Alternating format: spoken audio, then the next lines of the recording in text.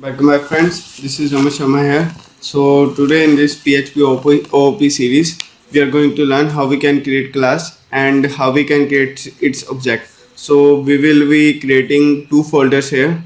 So first folder will be our classes folder and second folder will be the our index page. So then we will include that class in index page. So I am using exam here, so you can also use exam. So first of all, let's start our server here, and after that, now our server is starting. So while server is starting, so let's go to C exam htdocs, and under htdoc let's create a folder here, and that folder name will be php op tutorial. So double click here. So first of all we will open this folder. So I am using Sublime Text here. So here I open this folder here. So here I am creating one new folder. So right click here and create new folder here. So we will be creating folder classes. So here will be our all classes here, and under that there will be our new file, and its file name will be, let's save it. Now its file name will be our classTut.php. classTut.php. So because we are using PHP, so here will be the class PHP here. So now we will create a new file that will be outside the classes here, but in the PHP OP tutorial folder. So save it as index.php. So let's create here HTML1 here, HTML5 here, PHP tut. So we don't need style sheet here. So let's write h1 tag for the testing. Welcome to PHP OOP fully world web tutorials.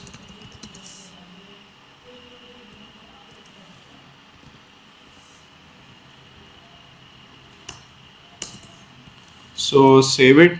Now since our example is opened here, so let's go to browser and type here localhost,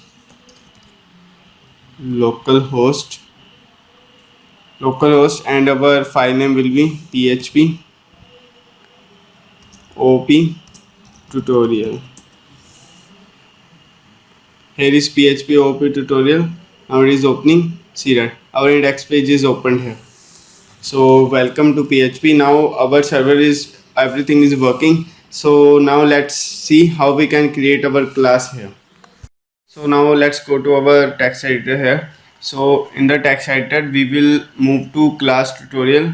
Here class tutorial, that is under the classes folder. So here let's start with our PHP here. PHP. So we will not close our PHP tag here. So we will open this because we are using classes, and that PHP we will include in the index page here. So we will not close this PHP tag. So here first of all we will make our class. So let's make a class here, class. So here will be the class syntaxes that I already told in the previous video. So first we need to write our class keyword. So here is a class keyword here. So now there will be class name, any class name. So let's write as first class. So here is one means you can say that here is one issue here, not any issue or any one rule here. So you can so you have to write first letter of class bigger here. So if it, because there will be no confusion while creating an object here, so that's why it's a rule. You have to make a first letter of your class name capital. Rest you can write anything here. So first class, so there will be two braces here, and under that there will be one properties.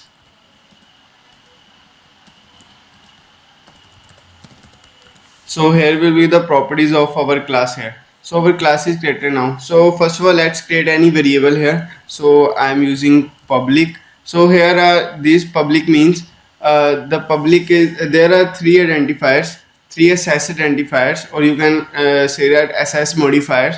So that is public, private, and protected. That I will tell you in the next parts of the video. So rest we will use public here. So public is that we can use this variable at anywhere. So we can use anywhere this variable here. So we can access this class anywhere. So that's why I use public here. So public $. Let's write our name.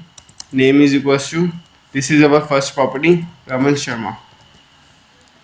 So this is our first class is created. Now this we have assessed. Now we have assessed, we created the first property here, and that property is named as variable. That variable is written as the public here, so we can use anywhere in any PHP, in this PHP project or any other PHP project here, while when we will include this class here.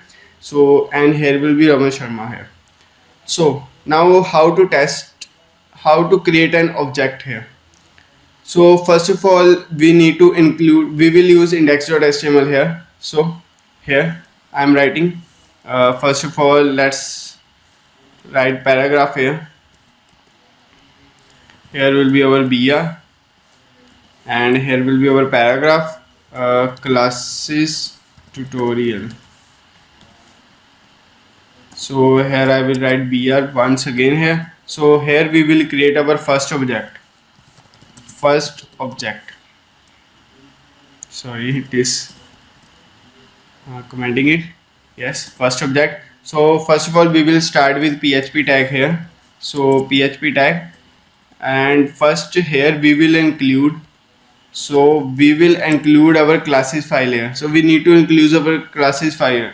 So if we will not include classes file, so what will happen, that will also see. So first of all let's write with the true code, so you will get to know why I am including this file here. So let me do this first. So first there will be our classes, and under the classes folder, and here is our classes folder, and under the classes folder there is class tut.php, and now this class is included here. So now this class is included here. So how we can create our object here? So let's first of all, I am creating variable here. So here will be first object, and that first object, then we will start with new here. So new means we are creating our new object here, and after that there will be our class name here. Copy this and paste this here, and parenthesis. So without parenthesis it will also work. So because there are, now there is a concept of constructor here also. So for the constructor, when we will define the constructor in our class, so it is necessary to pass a parameter in this parenthesis. So constructor need also a parameter. So if we are creating our default constructor, so that don't need parameter, but parenthesis is needed there. So that's why make a habit to add the parenthesis here, so it will be the good here. So I am repeating it again. See that here first we will include our class here, PHP file of class, and after that there is a variable here, and we will request, and we will use new keyword here, and then after that there will be our class name and parenthesis here. So our object is created here. So when I will print r this, or you can use var dump, and there will be our first object here. Now I will refresh this again, reload this. See that what we are getting, see that we are getting object of first class, that is first object here, and there is one property. So now we have access to the name variable here. See that name variable is because it this object, this class is having one property here, so we can access it. So how we can access this now? So for accessing the variable there is just one thing. See that So there will be a dollar sign first object. So because we created this object here, so we will use this. Then there will be the arrow operator here. So first of all write hyphen here, and after that there will be the greater than symbol and the name of property, that is name here. Copy this, paste this. So we will now echo this here. We will print this. See that dollar sign is not needed here. So let's reload it again. See that we are getting Raman Sharma here. Dollar sign is not needed because this is variable is created here. This is a property here. This is a property of the object here. So to access the any variable of the object, we need this here. So we don't need any dollar sign name here because this is a property of the object. We created the object. Now we can access any variable of the object if access identifier is public here.